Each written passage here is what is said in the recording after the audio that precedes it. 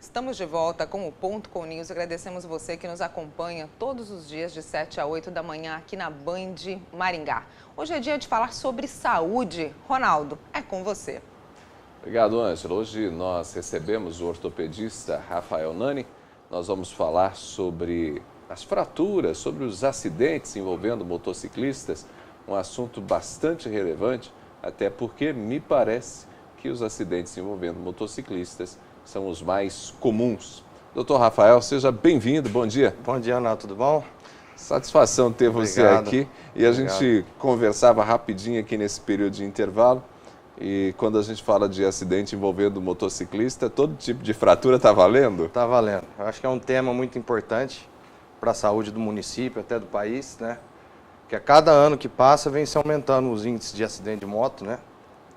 E é engraçado que nem a gente está conversando. Qualquer tipo de fratura que a gente conversar, o motociclista está sujeito, né? Não tem fratura que o motociclista não esteja sujeito?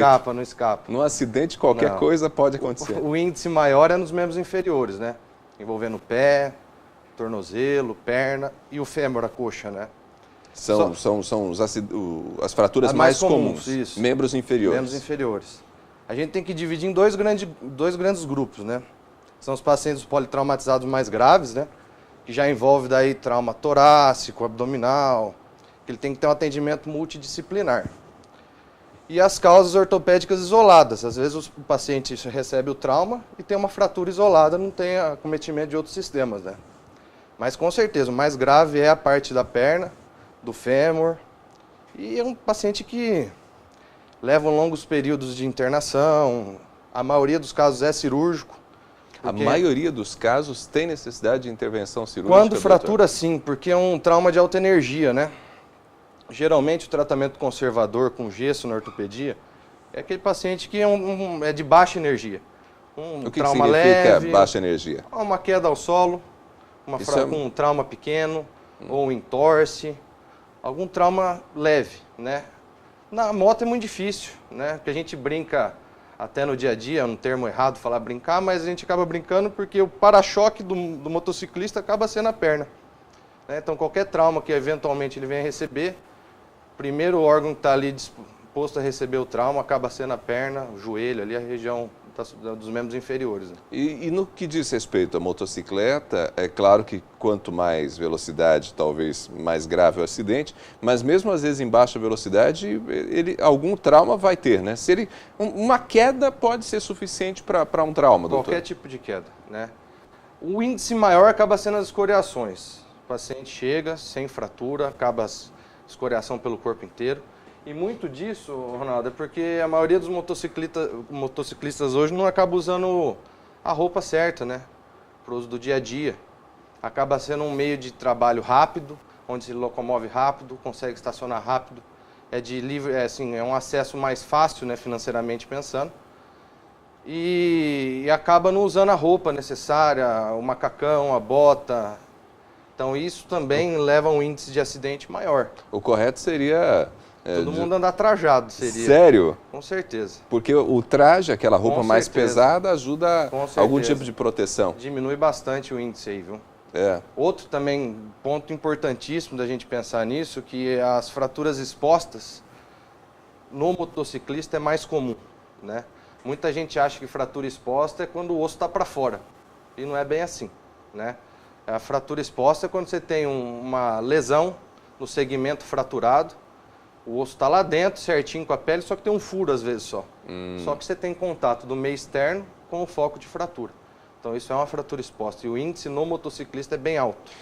E essa fratura exposta, além de toda a questão traumática que a gente tem envolvida, ela implica num risco maior para a recuperação, para o tratamento, risco, quem sabe, de infecções, doutor? Alguma coisa do tipo? Isso, fratura exposta cursa com um tempo maior de internação hospitalar.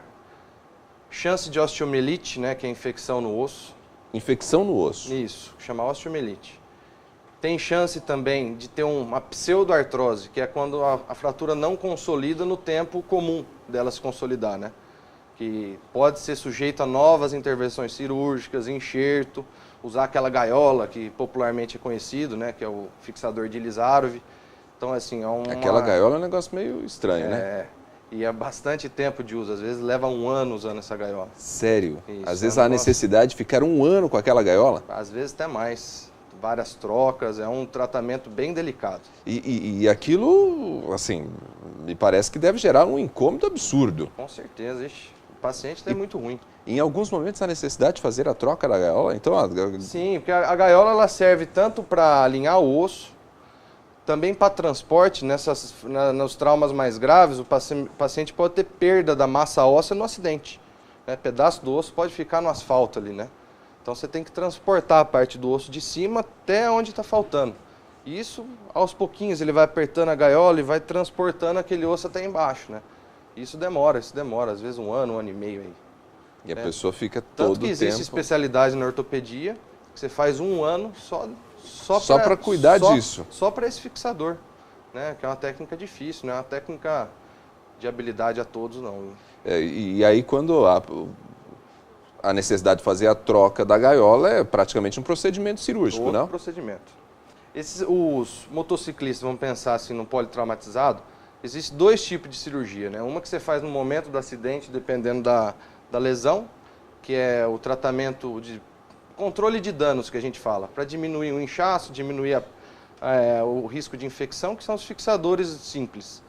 Depois de 1 semana, melhorando as partes moles, você programa o tratamento definitivo. Daí vai um leque gigantesco, né? Pode ser placa, haste, só parafuso, daí tem vários tipos de procedimento, né? Você estava me falando ontem, quando a gente conversava sobre esse assunto, que os acidentes envolvendo motociclistas são acidentes que com frequência envolvem jovens. Isso. A epidemiologia é em mais ou menos de 18 a 35, 40 anos. 18 a 35, é esse o intervalo mais frequente? Mais frequente, principalmente no sexo masculino, né? E a gente reparar na idade, é bem na fase produtiva da pessoa, né? Na hora que ele está no ápice do trabalho dela, né? E essas fraturas cursa muito com encostar no INSS, o paciente deixa de produzir, deixa de receber o que ele recebia para às vezes ganhar menos. Isso é um impacto social e econômico gigantesco. Gigantesco. A gente for colocar na ponta do lápis, eu não sei os dados certinho, mas é um furo gigantesco que tem nos cofres públicos e até pro paciente, porque ele deixa de ganhar o que ele ganhava antes, né? Porque o tratamento ortopédico, doutor, me parece que é um tratamento muito custoso, muito oneroso. Para a saúde é muito caro, sim. Se a gente colocar às vezes, comparando com outras especialidades, né? Porque os materiais acabam sendo caros, sim. E esse paciente tem estudos mostrando que em cerca de 40% dos pacientes graves que precisam passar por procedimento não volta à vida ativa profissional a 100%. Ele vai sofrer, vai ficar com sequelas. Às vezes com sequelas, às vezes aquela atividade que ele fazia no trabalho gerava um esforço físico, ele vai ter que mudar de setor, fazer um trabalho às vezes mais tranquilo, porque aquele que ele exercia antes, às vezes ele não vai conseguir. Porque por dor crônica, às vezes claudicação, né? O paciente às vezes anda mancando. Né? Depende muito da fratura. Tem fraturas que o paciente fica super bem, não tem problema nenhum pro resto da vida.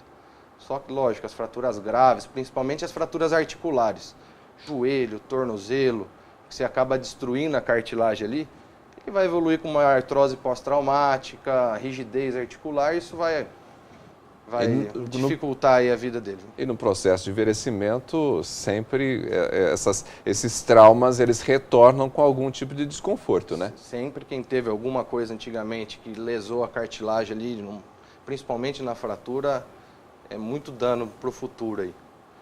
É um tema importante, porque além de a gente estar falando da vida do motociclista, a gente está falando também do governo em si, porque gera custos altíssimos.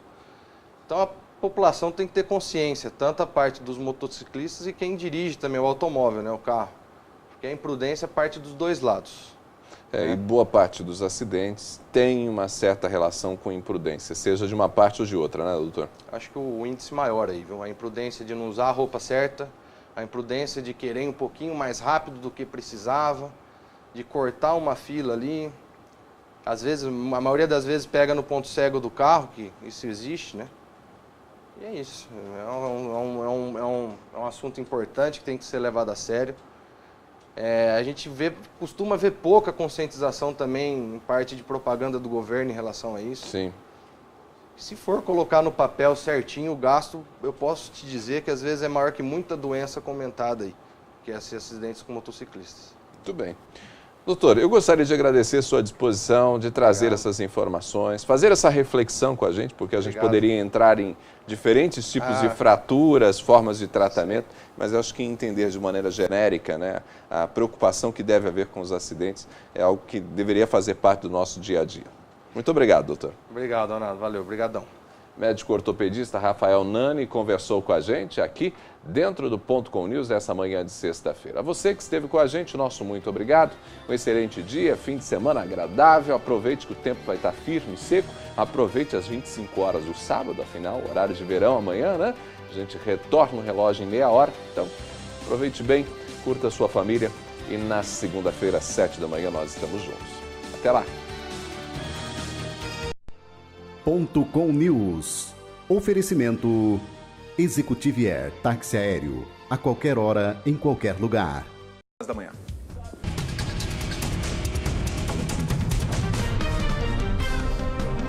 Muito bem-vindo a você que chegou agora e vai conosco até as 9h10 da manhã. Hoje é sexta-feira.